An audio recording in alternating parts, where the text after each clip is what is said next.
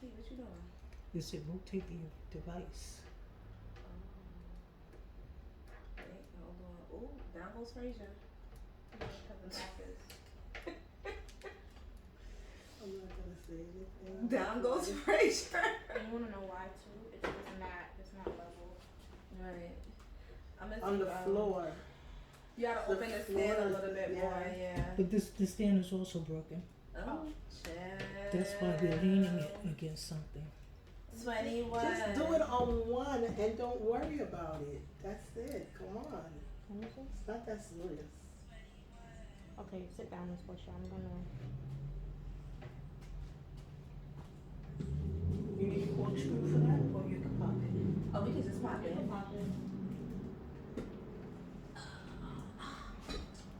No, not yet. Need to be going on.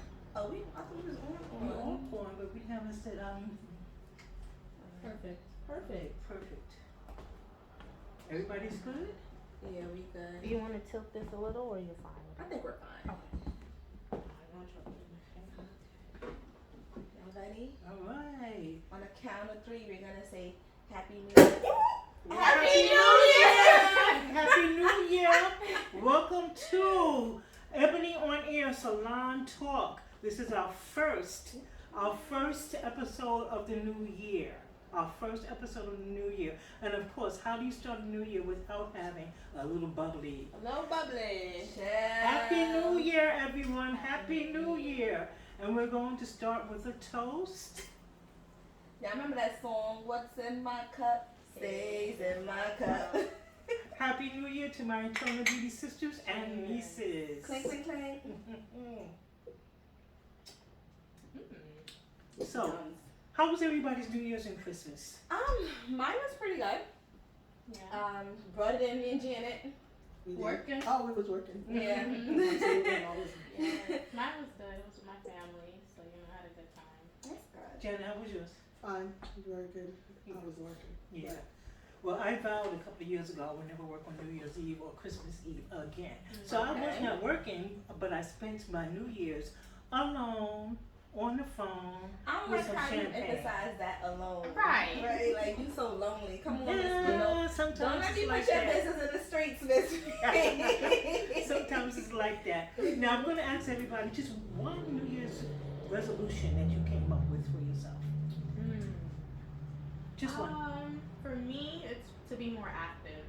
So I'm looking into like kickboxing classes. Oh. Just, you gotta keep it right. Right. Right. Sandy? Ooh, I don't really do the resolutions thing. Like, Do one goal. I always set goals for myself. But I think this year my goal is timing. Just working on my timing with everything, like not only business but also my personal life, and to stop procrastinating because I'm probably the biggest procrastinator I know. Yeah. Janet, what about you? One. I don't make New Year's resolutions. I just go with the flow. She is so ready. I just cannot. My New Year's resolution, and it's also a goal, is to fire Uber. Oh. I'm done funding Uber. Uber So is you're gonna taking get your too much. license? I have my license. I don't have a car, but you know what? I have a Metro card, which is cheaper than a car and a license. Take the Uber because the MTA has now become an asylum for the mentally ill. So yeah. Or I take the bus. I haven't ridden a train in 22 years. Oof. So I take the bus. If I have to take 3 buses or 4 buses in 3 hours to get to Brooklyn, I'm taking the bus. I'm not on the train. I'm taking the bus. I'm not taking the train. Definitely me. I'm jumping in a car, boop boop, every single time. Every single time. Now, I have a question for you guys, and I don't know if you guys have thought about this. What is a resolution or a goal that you would like to see for the hair industry? Okay, that's an interesting question. The hair industry is like ever evolving, and I want to this year. What I would like is for them to stop giving like slight information. I feel like we get like a little tip of the details whenever they're talking about like a product or like how to maintain your hair. We just get like a little bit of it. We don't get like the full length of it, and then people literally walk around and when their hair get messed up or things doesn't pan out the way it's supposed to, it becomes like a big like, well, I'll never do that again. A prime example is everyone has now been talking about relaxers versus natural, and they're telling people like, you know, a relaxer can cause health problems and so on and so forth. But what they're not telling everyone is that there is no real science on that. That it's just been a correlation when people don't know what is really causing their illnesses and so on and so forth. Like studies have shown that it's inconclusive and it's not definite. So I would want them to be a little bit more informative and in depth when they're talking about things, so it could stop scaring the masses away. We're going to be doing a podcast out on that sometime this year because I've already made out the schedule for all podcasts. All right, Alana, what about you? What resolution or goal would you like to see for the hair industry? I would like to see more professionalism. I would like to see more regulation amongst the Instagram hairstylists. Ooh, child. Not you calling the girls out. I had to. But yeah, that's definitely what I would like to see, because it's not fair to patrons or people who are interested in getting hair services. And then it just puts a bad name on people like us who really do take pride in our work. So more regulation, definitely. Janet? I'm not sure if I don't know. If I was Janet, no, I'm gonna answer for her. I'm trying to take in everything that I'm gonna answer for her. I'm gonna answer for her. No, don't answer for I'm gonna me. answer for her. Look. Janet would like to see y'all wash more hair. Yeah, services. I agree. Janet would like to see y'all include the wash in the service. Janet is fed up with y'all not washing. But that comes with being licensed. It comes with being licensed. And we're going to talk about that in a few minutes. Yeah, Now, we're gonna get to it. Yeah, we're going to get to it. Now, my goal or New Year's resolution for the hair industry is stop with the baby hair. If you're 15 or younger, you can wear baby hair. But if you're 15 or older, reevaluate that. I like now that. you I all like lady hair. I have lady hair. You have lady Lady hair. hair. I like that. Lady hair. Lady But hair. all these swoops and swerves and curls and all of that, all that is doing is covering your hairline. I would like to let y'all know Pretty B does not endorse that message. If you want your baby hair laid, I will lay it for you. When I I have a went, feeling that with the baby hair, honestly speaking, if we care to speak about what the correct use of it is for, it's to hide the lace for all the people that's gluing. That'll be all the people on Instagram. But we've been doing gluing baby down. hairs before lace, though. They use it a lot more now to cover the lace. Well, yeah, it's a little dramatic. It's a little. It's more dramatic now Yeah, than I ever. agree. well, in my lifetime, baby hair has had 3 resurrections. When I was a kid, they were wearing baby hair with the Afro puffs. You had the little sideburns. And I think it came back in the 80s or 90s due to some hip hop group, some rap group or whatever. And then it came back in the 2000s.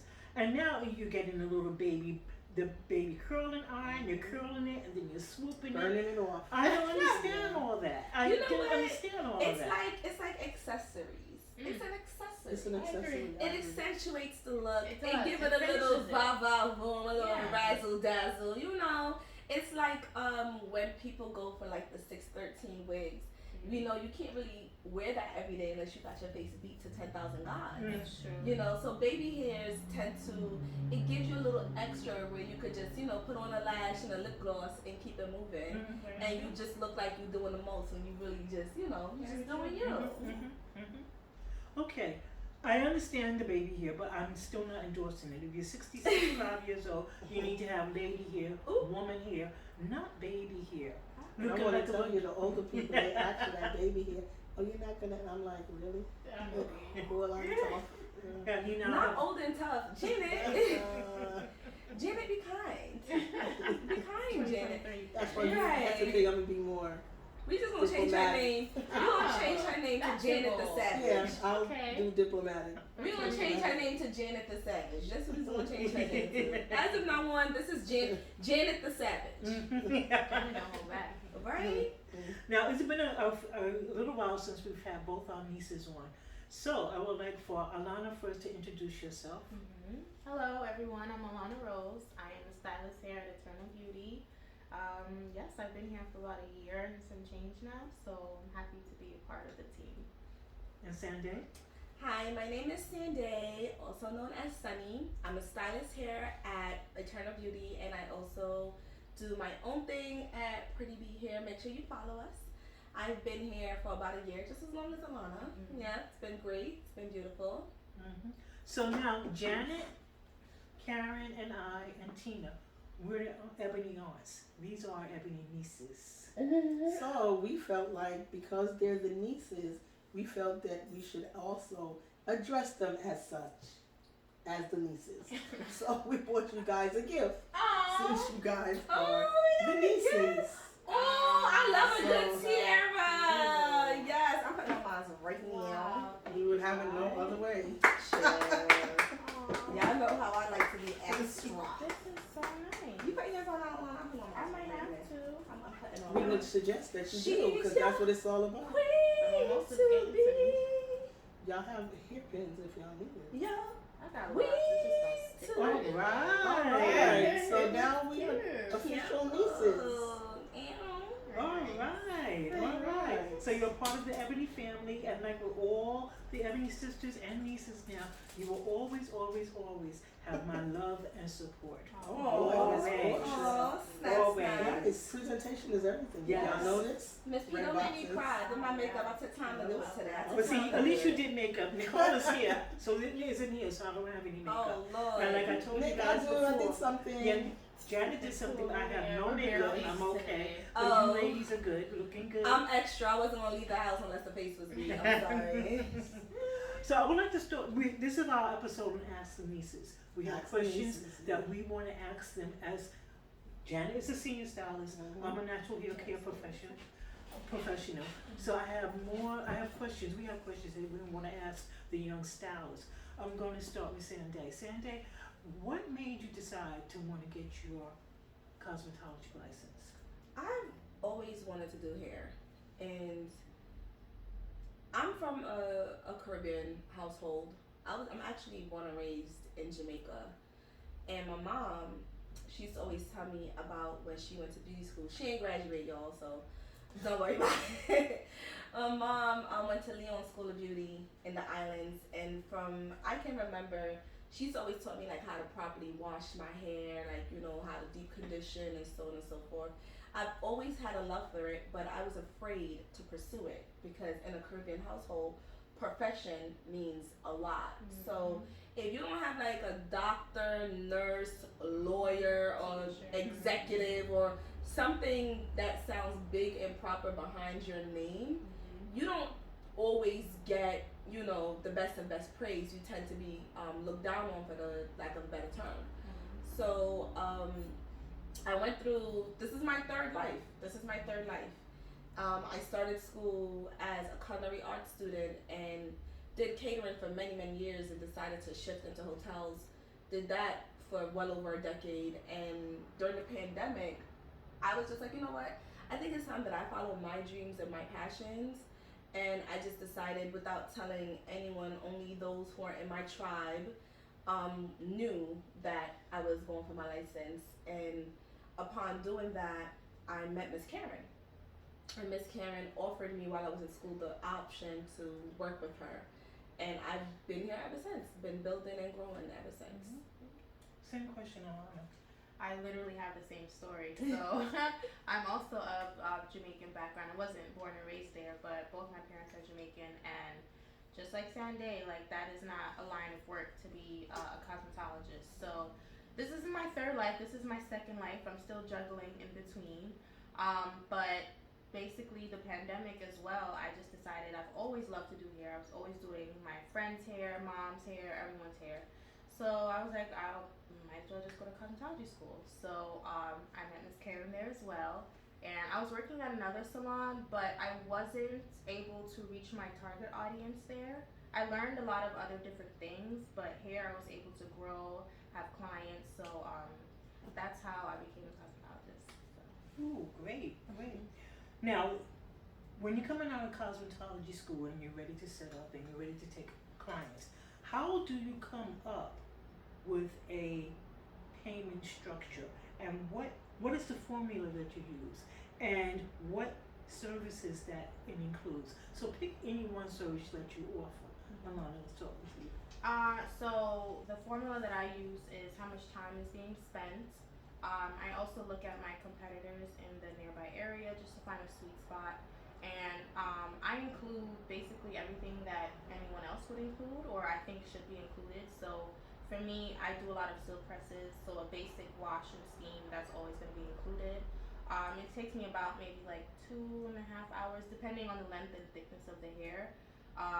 And like I said, I usually look to my competitors to see what price point they're doing, and then I try to find a sweet spot, and that's what I'll go with. Well, who do you view as being your competitors? So there are a few. There's one, I can't remember her name, but she's in Long Island. She's like a silk press queen, I guess you could say. There's another one, she's actually called Silk Press Princess. And there's another one in Atlanta, I forgot her name, but they're doing like $250 Right. for a silk press. Right. So, I know that for some people they might think that's outrageous, but there are people who are actually paying this, And then some. and then some. Yeah. But the thing is, you're also getting quality work. You're getting quality products, time being spent, people actually looking after your hair. So I use them as like a bench point, and then I'll just decide to say, because I'm not in Atlanta, I'm in New York, so I'll look at Silk Press Princess who's in New York, and I'll see what price point she's at, and I'll decide to come into the middle and make sure it works for me as well, because what's the point? Right. I'm sorry, Sandy, what about you? The same. I look at my competitors. I look at the market, most important, to see, who's offering what. Silk pressing is also one of my specialties. So whenever I'm handling a situation like that where someone is coming in and they're saying, well, this is too much, I don't argue it, because I know what is going on outside. Right. And I don't only look at it as a business person, I also look at it as a consumer. So I'm a consumer first before anything.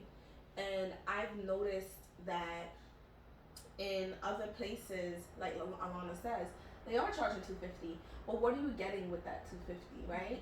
And sometimes it's not what you thought. So I look at my products, I look at my time, I look at what you may be asking for, and I also pay attention to what can be included and what cannot be included, because I can't get the milk away for free, but it's literally the same thing. And I also take in consideration of what was happening prior. People like to know, well, what's the difference between a wash and set and a blowout with flat iron versus a silk press, or what's the difference between a press and curl versus a silk press. So I do my research. I'm confident in my answer, and I feel like whenever I'm talking to my clients, that usually aids in what I'm giving them and how they receive it. Janet, you have I have a question. Yeah, I do. Of course I do. I'm really trying to word it correctly as far as the pricing is concerned with everyone. Now, silk press, no hairstyle is guaranteed. So I could walk out the road and it's over for me. Meaning temperature, the weather, environment. Yeah, everything goes together. So I'm just like $250 in Atlanta. It's a hot climate. I have fine hair, and I walk in and I say, I would like a silk press. Now I paid $250. I walk outside. It's like 100 degrees down there. The moisture in the air, whatever, it takes my press away. Now what?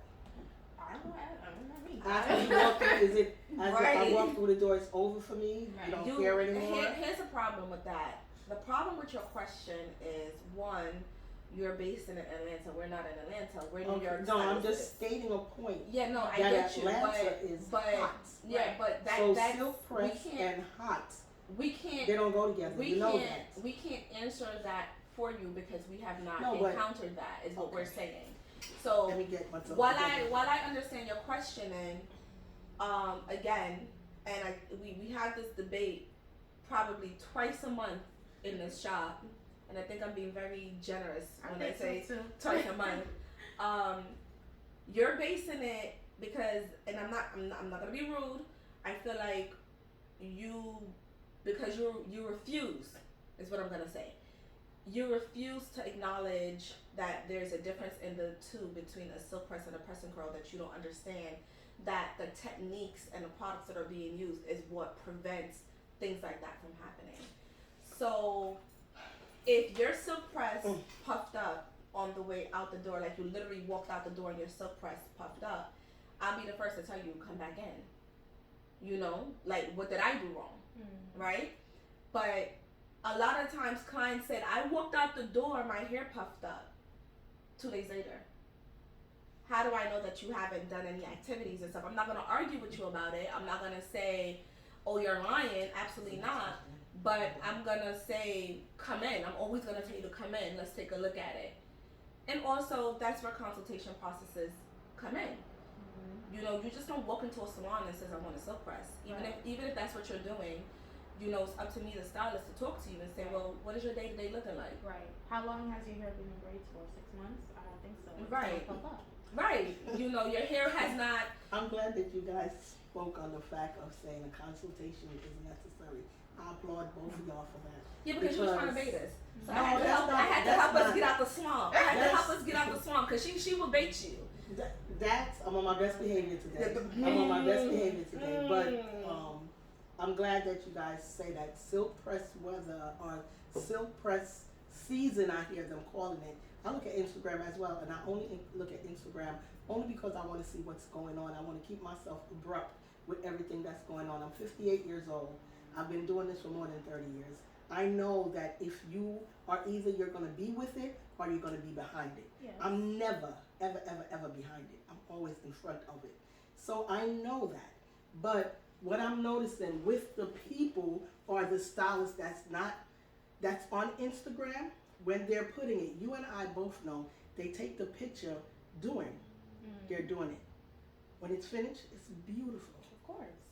When they walk through the door, before the customer walks through the door, it's already puffed. Well, I can't agree with you that because before Before I entered cosmetology school. But we're not gonna talk about that because that's not the point. Before I entered cosmetology I'm gonna let y'all off the hook. Go ahead. Before I entered cosmetology school, anybody can tell you who knows Sandy can straight tell you, I live in a silk press. Summer, winter, spring, fall. I am silk press mommy. And it's not because I don't like my natural hair. I love my natural hair. I've grown to love my curls. It's just manageable. And at the time I was in a professional setting, so I had to have certain appearances. So I've been out in the sun. I've been in the hottest of hot weather, and nothing has happened to my hair. Well, I'll answer that for her because I want you to help you for now. No, don't help me. Well, because you know why you said you was on your best behavior. No, but you know why I want you to help out? Because I want you to explain to the customers heat trained here. No. Okay. But even if your hair isn't heat trained, when it comes to a silk press, Alana, help her understand what is the most important thing in a silk press. I mean, okay, 2 things are true. 2 things can be true. You can live in the season of, and you can be in any season with a silk press because you get it often, so your hair isn't going to revert. Absolutely. But also the blowout is the most important part of the silk press. Okay. Right. Honestly, we can all agree to disagree. That's the second. The next question is, because she's trying to play with me today. You know, I ain't been here in a minute, so you know I got a lot of energy. The next question is, years ago, like when Janet went to beauty school and Karen went to beauty school, when you graduated, it was required for you to come out and be someone's assistant. Okay. Nowadays, not many people are doing that. Why do you feel that is so? Let's start with Sanday. Do you feel it's necessary to be someone's assistant, and why or why not? I feel like learning never stops, even when you have your license. You know, learning never stops. You always have to learn. That's how you stay in the game. No matter what is it that you're doing, that's how you stay above water as well. But I feel the younger generation don't want to be assistants because the older generation does not make it compelling. When you enter into a salon and you're eager and you want to learn, and the person that you're looking at to teach you, and this is not my experience, I'm just saying what I've heard. Yeah, when you enter into a salon and the person, or any environment for that matter, the person you're looking to mentor you and guide you is being nasty to you, or gatekeeping information, it can become discouraging. Explain gatekeeping. Gatekeeping is when you have information but you don't want to share it, so you withhold said information. And we also live in a time of entrepreneurship. A lot of these individuals, they just want to get it on their own. They just feel like they can get it on their own. I've heard stories where people have worked on commission in the salon, and the commission rate was so unfair. Like, you're giving 60% of your money to someone and you're walking away with only 40% and you're doing all the work. That's not attractive to anyone. And then, you're not even doing anything that can, make you the star per se in that area. Like, if you're excellent on braids, they may not want to give you braids. And while you have to work on your weaknesses, it's also good to have a mix of your strengths. Mm-hmm. You get what I'm saying? So it becomes discouraging to some people. And you have some people who just don't play well in the sandbox. Like, they don't like to take directions. They want to, I know it, I can do it. That's fine. I'll learn from my mistakes. But it has been on a high where, no one wants to be an assistant these days. Now, Janet, what did you do when you became an assistant? A lot of nothing, holding pins. Just basically, she was training me and molding me, so I had to watch what she was doing. I did all the prep work. I had to be there before my stylist, which is, I guess it was necessary. So by the time my stylist comes, she has people lined up waiting on her just to style them. Not even the finish or anything. She always did the finishing. It's not a degrading position.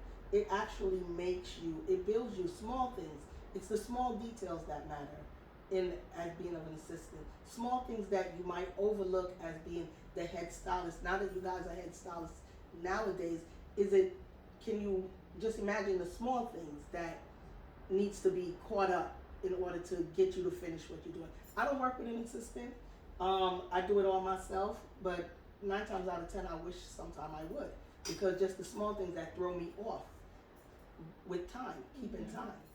Alana, what about you? Do you feel it's necessary to be an assistant once you come out of cosmetology school? I feel like it's extremely necessary to be an assistant anywhere. Mm-hmm. It's a humbling experience. Yeah. I was an assistant, so I had the same experience. Yeah. I had to have the foils laid out. I held the pins. But the most important part was I was watching. Absolutely. And I think that our generation, we are deluded with social media, so we feel as if like we're supposed to be up there already. Right. But you have to start somewhere, and to be an assistant, you learn so much valuable information. Details, you're right. And like mistakes that you don't even need to make because you're learning from someone. Mm-hmm. And it is true, you need to have a proper mentor. I had my mentor, he wasn't like the nicest, he was a little nasty, but at the end of the day, you have to have thick skin too. Yeah. And you have in this field. Right. When you start somewhere, you have to be quiet. Yeah. And open your ears and be humble and take in everything. So when you get to the next step, you're ready and you're equipped. So I think it's necessary, and I think that our generation needs to humble ourselves. You are not gonna start at the top. It's just not possible. It's just not possible. You know what it is? It's not even to say that we're not gonna start at the top. To be honest, I don't know if this has ever happened to neither one of you ladies, but I know for a fact when they do give you an opportunity to say, okay, go ahead, do that person. Now, they're only testing you, because they know. Have you ever been where you're saying, you know it because you've watched it 1,000 times, over and over. You know it, you think you know it. But now, to execute it, so you get in a small jam. So now you might have to look over your shoulder just to see if they're here.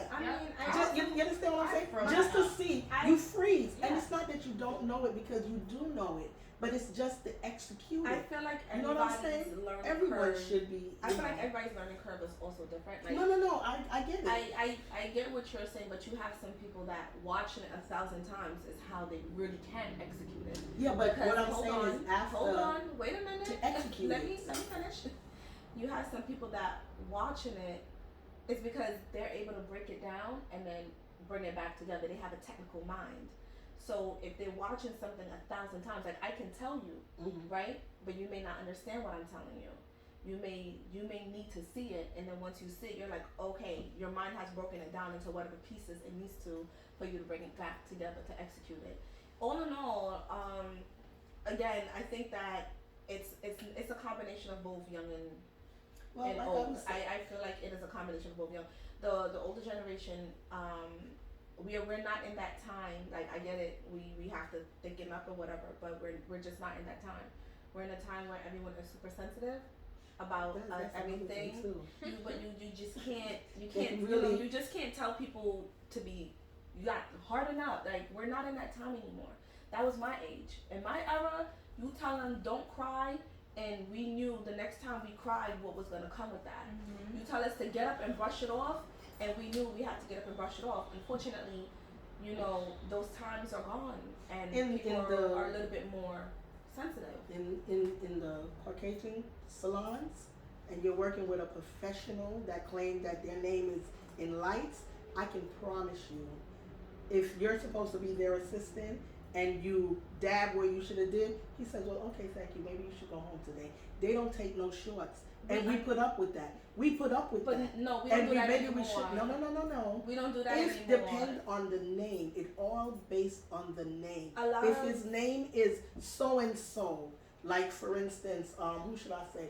Barry Fletcher. We don't even know who that is. Okay, but maybe you need to research it. No, because I can promise you, Barry Fletcher Janet, stays in life. I say this to you all the time, and I don't think you receive it well when I say to you that while I understand where you're coming from, in present day and time, us brown girls and boys, we're not looking to a Barry Fletcher. We're not. I don't know who my idols are, but we're looking to people who matches our genre, who matches our agenda. And that's fine. Because you said a Caucasian salon.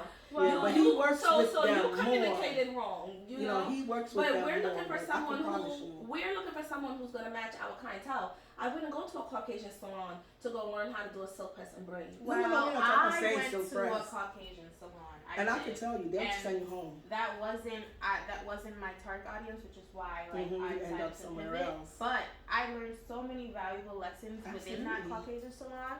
And you're right. Let me miss a spot. He would look at me like, are you crazy? Right. Yeah. Like because their clientele is paying so much, so he cannot afford for his assistant to make that small mistake, which was really not a big mistake to begin with. So you feel like we don't get that in the brown and the minority? Honestly speaking. No? See, the brown and the we're more accepting, and we'll more be like, oh, okay, it's okay, and we try to work with you. Oh, you feel that way? You don't think so? You don't know who Morel is, so let me help you. Morel is another black stylist. Okay. And Morel, the first time I worked with Morel, I was working with Queen Latifah and Sofia Vergara, and that was on hot stylist. but this shoot required it. So, but that being said, Morel was the first person who actually taught me that I didn't need to put grease or anything of that nature on my hair when I used to flat iron my hair. Morel taught me that. Morel taught me that your hair's supposed to flow and not supposed to be stiff. Right. So Morel, I was there on a different job. My responsibilities were something different, but again, I've always been so intrigued with hair that I used to do you want me to do something? Do you want me to help you with something? Like, you want me to get this? You want me to get that? And he took it. And Morel was very meticulous. And Morel, I would say, even though he was a queen, he said things in a way that you didn't feel disrespected. It was like, if he told me, like, hey, could you go over there and, grab me XYZ? He wouldn't say it like if I came back with the wrong thing. Like, what is this? He'll be like, okay, maybe you didn't understand what I was asking for, but I'm trying to do this, so I would really need this. And I'm like, oh, because again, I didn't know. But my feelings wasn't hurt. I didn't feel disrespected. Like, there's a difference between toughening me up and preparing me and disrespecting me. And I feel like that fine line is hard for a lot of people to walk. Yeah, we take it from the Caucasians, but why do we? No, but my point But why is, do we? I can tell you, it depends on what you want to learn. It really depends on, as the stylist, the junior stylist, I'm going to call everybody a junior stylist. The junior stylist, it depends on what you want to learn. It depends, it really But I depends said on that. you. It depends on you. So, what I've noticed of what I can see, this is just what I can see. First of all, I don't work with, I'm not a celebrity stylist then. Let me break that down. I'm not a celebrity stylist. I'm not gunning to be one because I don't care nothing about them. You put them on a pedestal, or whoever put them on a I pedestal, don't think it has that's anything to do on with them. pedestal though. But because they don't pay, they So pay you who? one time and that's it. So who? Was that your experience? I'm That's sorry. not my experience because again, Oh. like I said, I'm not gunning to be a celebrity stylist. Oh, okay. But the point that I'm making is, a lot of people, that's where they want to be because they feel like the money is good. Not all the time. Not all the The time. money ain't always good where You we know, at either. Not all the time. It's not always. It's what you're looking Everything for. is 50-50 in this world. Some days it's gonna be good, some days it's gonna be bad. My advice to anyone that's even entering this field is, like Alana said, be humble, you know, but also know your worth. And if you choose that you don't want to put up with something, you don't have to, Sure don't. you know. And there's a good way to go about it, you know. I'm sorry, I don't think this is for me. Just one thing I'm gonna say, from coming from culinary and working in a hotel, 2 things got strengthened in my life. That was my communication skills and my ability to tell you no without telling you no. Because I don't have to tell you no. I could give you a lengthy sentence that could have simply been a no. So I think that's something that the quote unquote junior stylists should be focused on. Everything else will fall in place once you learn those things. Time is the best teacher in this business. The more time you have, the more you have seen, the more you have experienced, the time you have learned. Time is the best teacher thus far that I've noticed. You learn things over time. You get humble. You have to get humble sometimes. Oh, You don't have no choice. But what is this? It What is will this do it. insinuation It that? will get there. What is that insinuation that, you know, I'm assuming you're addressing the junior stylist when you say time? Time for them. Yeah. Has to be time for them. Can't be time What for is that me. insinuation? Because It I can't feel be time again, for I me. think it goes back to Instagram and social media on a whole, where you have persons who make it look good. Listen, I know people who they talk about how much they do. They go on vacation every other month, and you know, if they're entrepreneurs, how much their businesses makes and stuff like that. And I know them on a personal level, and sometimes they don't even have enough to eat. You know, lying is not the answer. but it's not lying. It's perception. Okay. Because no one told. Just because you see me post some fly stuff on my page, don't mean I got it. You perceiving that I got it. You don't know how I got it, but you're perceiving that I got it. You are making that. You are creating that narrative that you. I mean, am I? Because I just want to show you that I got a new Louis. And that's all you're showing, though. But maybe I want to show that. But you you're know? creating that narrative that you do have it. Honestly, I think with going back to the question, why a lot of like our generation doesn't want to be an assistant is also because of Social media. well the economy right now. True. Yeah. Things aren't as cheap as they used to be. You can't just survive off of being an assistant. You actually have to go out there and get it. So Right. I can't sit there and hold your pins. I need to get some clients. Yeah. Which is why I'm here. Yeah, no, that's a fact. That's a fact. Now, That's a fact. I'm going to start with Alana for this question. You are a child of the 90s. In the 90s, it's fair to say that you were growing up and you were becoming an adult, your teen years and all that. All right? Now, we're in the year 2022. 2023. 2023. It will take me 2 months to get that together. Right. Now, do you feel that the styles of this generation have advanced or more complex than the styles of the 90s and the early 2000s? Of course. I feel like things are more accessible now. Like the celebrities aren't the only ones wearing the lace wigs anymore. Right. But I do see things coming back around because that's just the way history works. So be on the lookout for micro braids because they're coming back.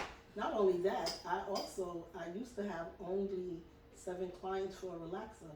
I'm very interested, and I will be watching to see the people that could not do anything before, as far as they only know how to glue down a wig. I really want to see what's going to happen when we have to start doing hair again. What's going to happen then? Because now you're going to really have to show your talent. You're really going to have to show your talent. You really feel like we don't do hair? No, I'm not saying not we, but your generation. you feel like the generation don't do hair? They glue down a wig and style it, and that's it. work. I know it looks easy, but that's work. No, for anybody, I feel yes. like there's But they're gonna have to. There's specialties in any like job Field, that you have in any field. So you're right. They're gonna have to pivot if they want to stay in that. If you want to stay relevant, like you young people say, right. If they want to stay relevant, they're gonna go back to where you really have to do some hair now. Because I do see the lace wigs are coming. They're fading away with They the are. hairline. Chill. The wigs and the edges have departed. Okay. So, What about you? Now we really gonna I'm have sorry. to do What was some the hair. question? The question is, again, like Alana, you grew up in the 90s and in the 2000s you became a young adult. Now, comparing the hairstyles from the 90s to the hairstyles of 2023, do you think they have advanced? Are they more complex, or was it easier back then? I think it was a little easier back then, and I've always said that because everybody had a perm. Right? Everybody had a perm, and you know you got your hair perm every 6 to 8 weeks or so. You got a wash and set and a blowout, you know, and the only time you really got donned up was when you were going to like a special occasion or you was partying. You know, the party girls held us down back in the day. Well, the party girls was good for coming in for a fresh do every Friday and or Saturday because that was the era, the early 2000s. Well, more so the 80s and the 90s, Janet. You know that them parties was rolling out, and in the 2000s they had a strong hold as well. You wouldn't go into a party and see a girl with braids.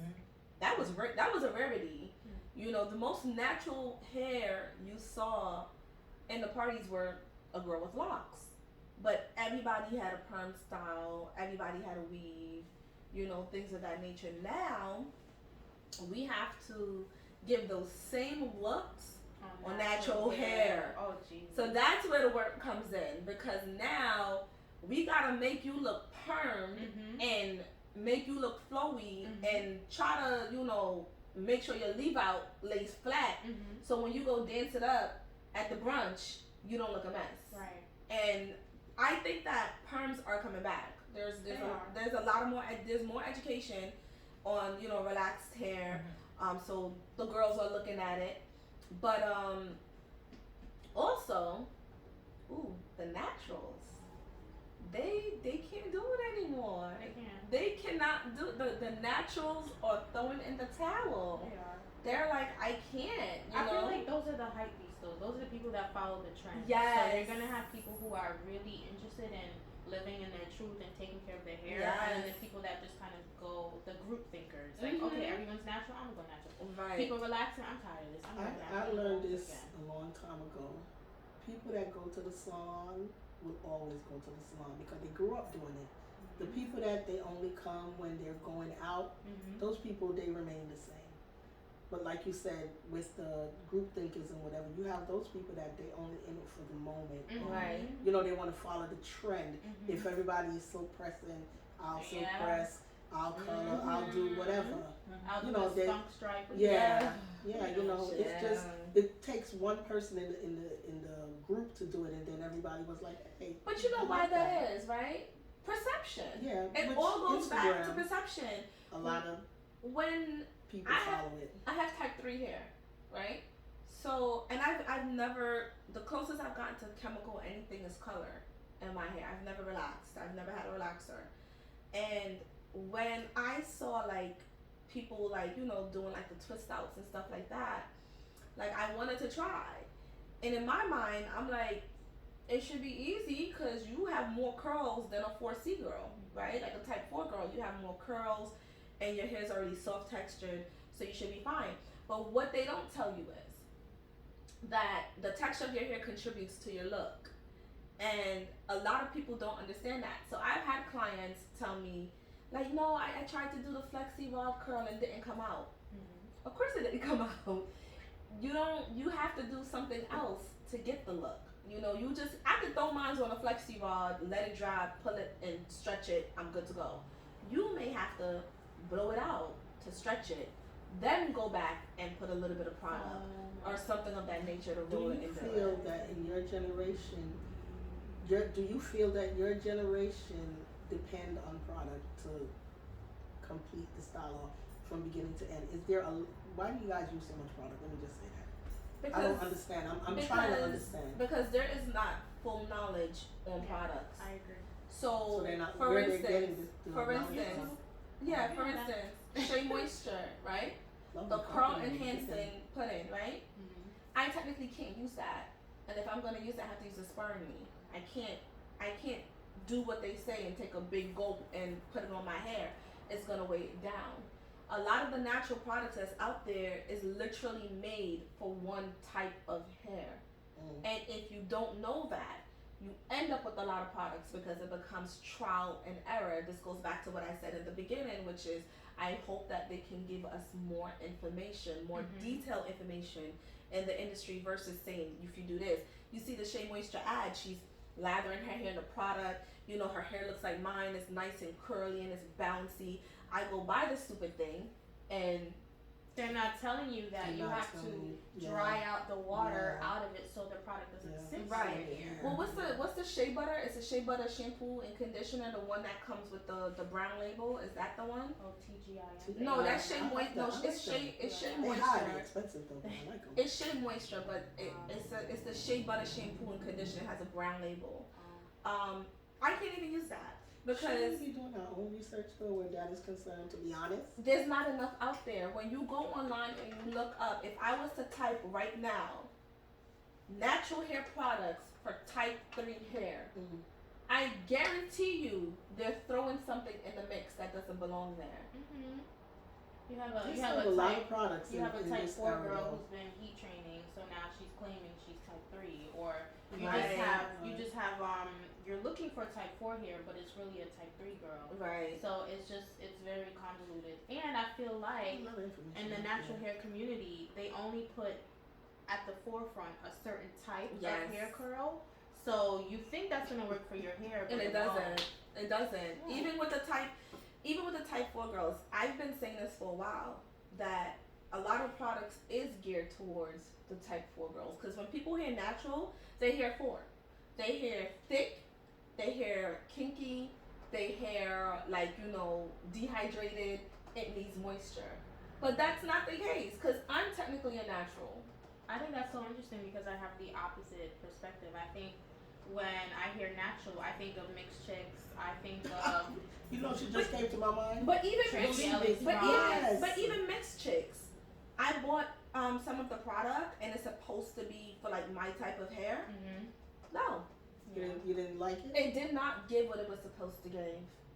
In the words of my cousin Ray, it did not give what it was supposed to give.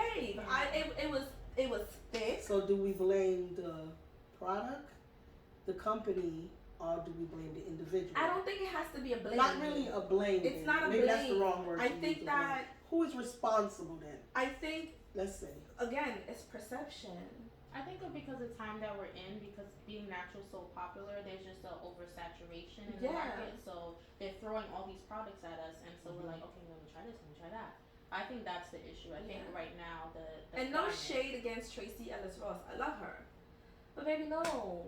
Yeah, we you're half white. Isn't she half white? Yeah, we know that how your hair comes out is in conjunction to whatever the hell your stylist does. Now, if her stylist comes out with a product, I can understand it because all you see is finishing touches. And you can sit here and convince me that you wash your hair and do all these type of stuff on your own, but you're only doing what you're supposed to do based on the instructions that your stylist have given you. Are we familiar with what's Oprah's person, Andre somebody? Are we familiar who he is? Her stylist? Yeah, the stylist. Yeah, her yeah. main stylist. Yeah, he was Andre. the main stylist. Now he came out with a product. I don't know how well his product actually worked back then when he was doing it, but honestly, Andre looked like the product was made just for Oprah because I don't think it worked for anybody else, a lot of other people, but it did work wonders for her hair. Just a little her bit. type of hair. Just a little history. Andre Walker was He came up with the chart y'all love so much. Oprah's hairstylist for many, many, many years. And when Oprah was getting ready to go off the air, he was going to be out of a job.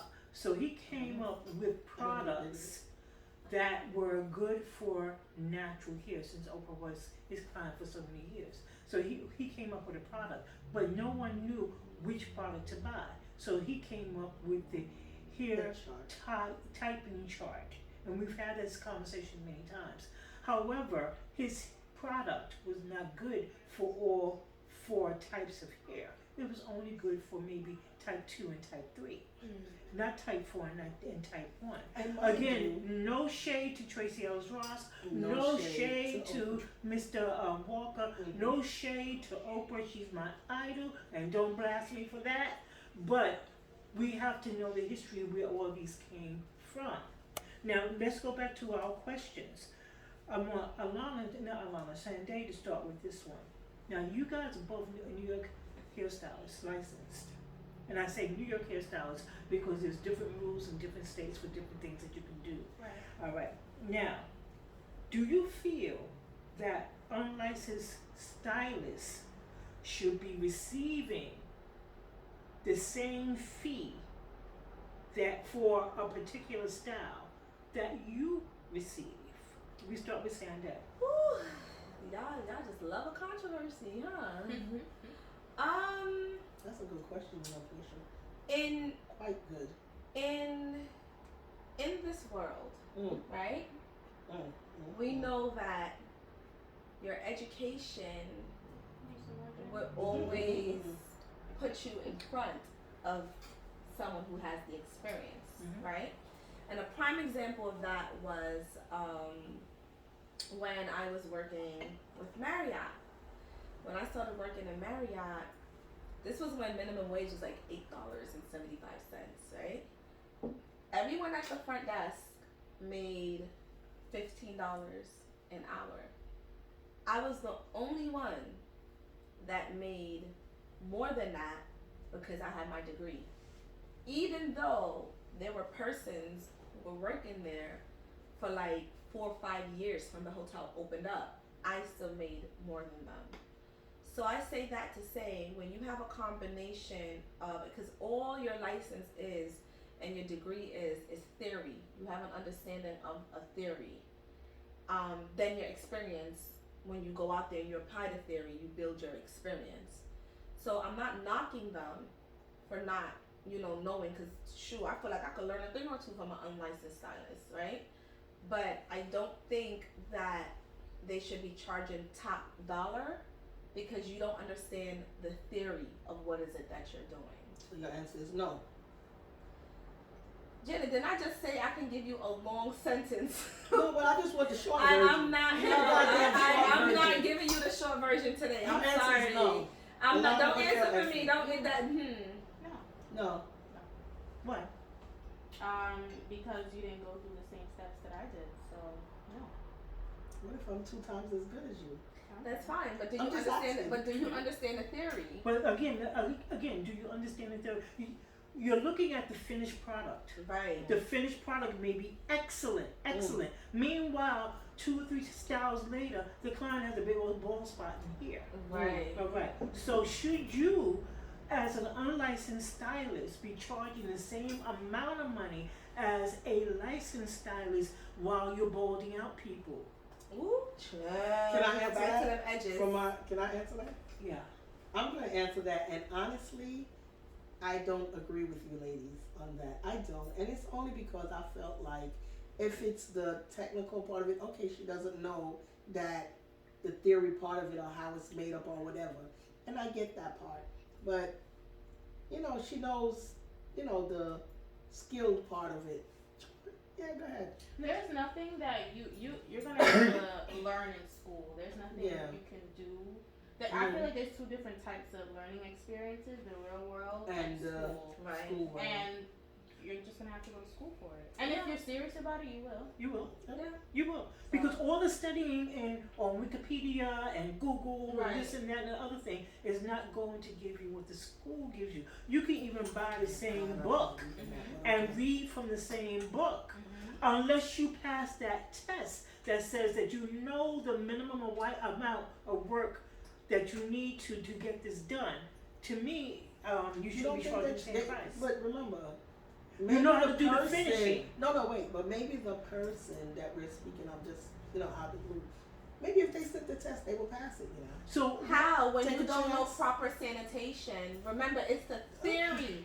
You have to understand that I don't know. when you go When to hospital, it's like it's like you've been driving for years, right? Mm-hmm. But you've never went to a driving school and you Yeah. don't have your license, but you can parallel park like nobody's business, right? How do you know you're doing it correctly if you've never been to school? Because I fit the car in the spot. Yeah, No, but you, that- because there's a how way. did you know you're doing it correctly? Really? yeah, there's a way. And But they'll I didn't let go to no driving school. I swear to God I didn't. Oh, I'm one of those. You Somebody want your taught license? you.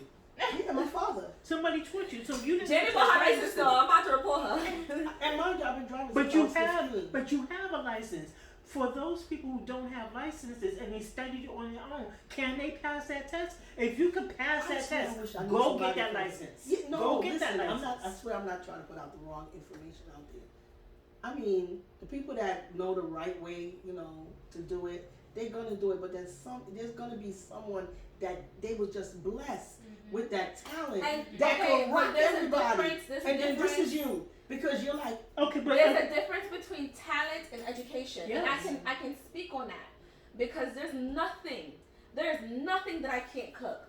When it comes to cooking, there's nothing. If you bring me to a restaurant right now and say, taste this, now go home and replicate it, I can make it happen. I can make it happen. I think it's some But- people are talented and gifted like But that. when I went I to don't think school, right, I learned technique. And Okay. and the technique that I learned not only allowed me to cut my time in half, right? It taught me how to navigate around the kitchen. It taught me, like, prior to that, like, I would be baking a cake or something and the kitchen would be a mess. Like, I didn't understand, like, why I had to use baking powder and baking soda if I had all-purpose flour. You see what I'm saying? in here So saying there's a talented person out there, and I know it. In That every just- they industry, were there's a just talented blessed. person. Just I don't know. They don't even know. They don't even know that they're that talented. In every industry, they're just there's a taking talented it person. for granted. But in You know every what I'm saying? industry, But there's a my talented thing is- person. but Did my y'all see thing is- Mozart? Who? Mozart, Yeah. the musical, No. not I the know musical, that. but the movie. Mozart, right? I didn't see, but Mozart. I Amadeus. That's what it was called. Amadeus was it called, Okay. and he was just blessed from God. I don't know why. Right, but Just- don't you so didn't think he I had training believe- as well? No, he had no. You gotta watch the movie. Watch it. No, They have no I movie. don't do movies because they're always slightly incorrect. Like they Well, they don't follow completely. But anybody who He has a just talent, blessed, just talent. yes, but talent gets you so far. Training gets you further.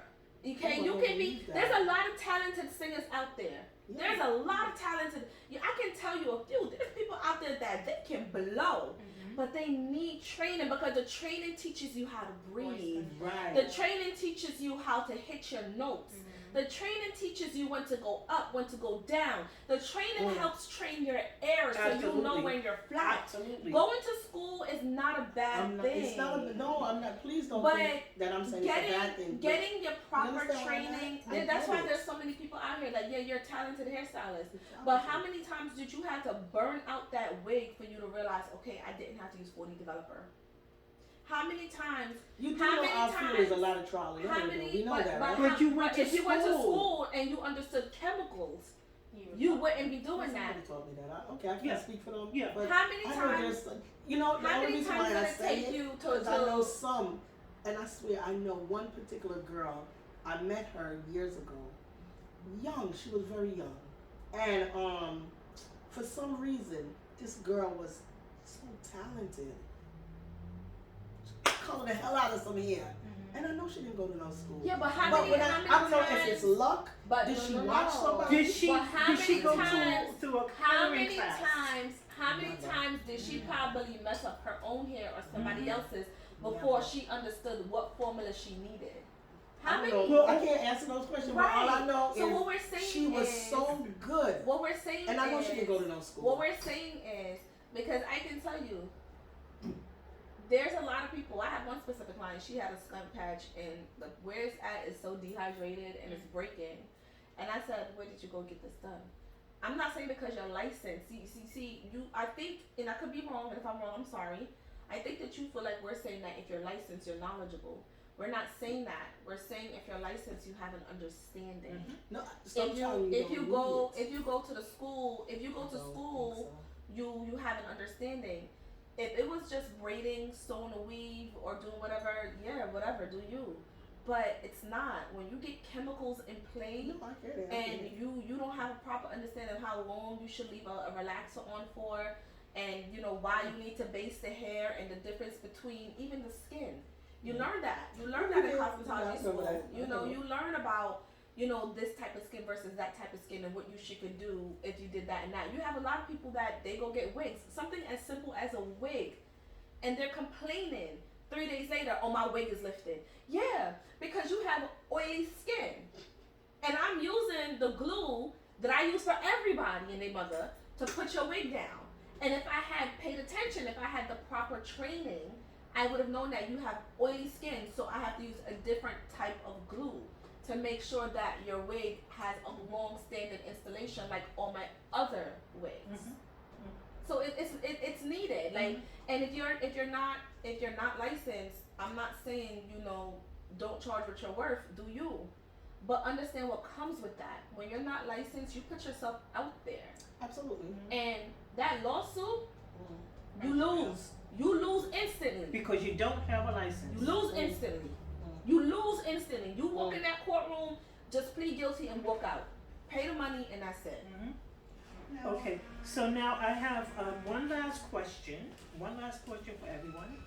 And this question is, starting with Alana, do you feel that cosmetology school prepared you for real life work in a salon? No. Not ABS. No. I feel like it gave me the foundation and the knowledge, but just as any school, it's when you get into the real world, that's when you really learn how to do certain things. But it definitely gave me the foundation to know how to hold the scissors, what degree to cut at. Right. But when it comes to like different hair types and everything like that, no. Sandy. I would have to agree with Alana. My hospitality 101 professor said to me when I first got to class the first day, he said, if you want to succeed in this industry, you have to get out there. You know, a lot of times we're in school and we're not getting out there. We're just focused on school and everything is school. Like, I have to do this at school, I have to do this at school. No, you have to get out there.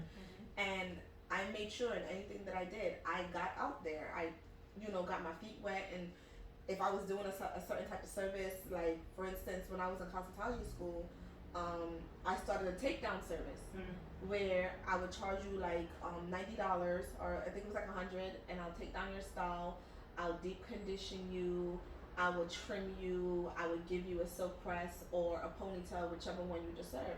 But I know in the real world, all of that comes up to more, you know. But I wanted to get my feet out there. I wanted to get the experience.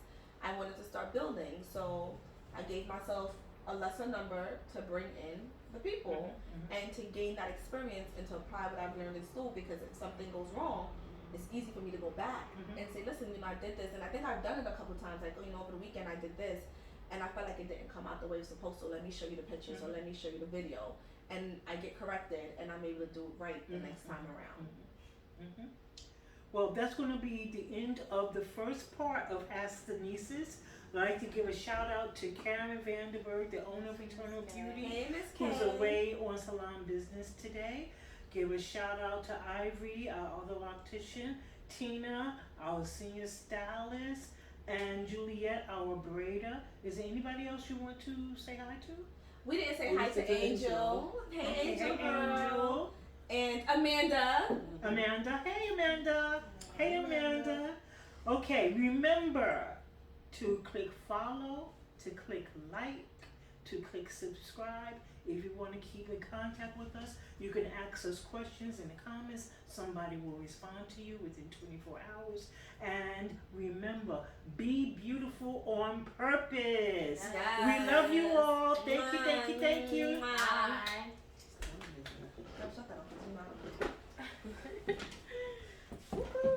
tiaras. So cute. Right, give it looks.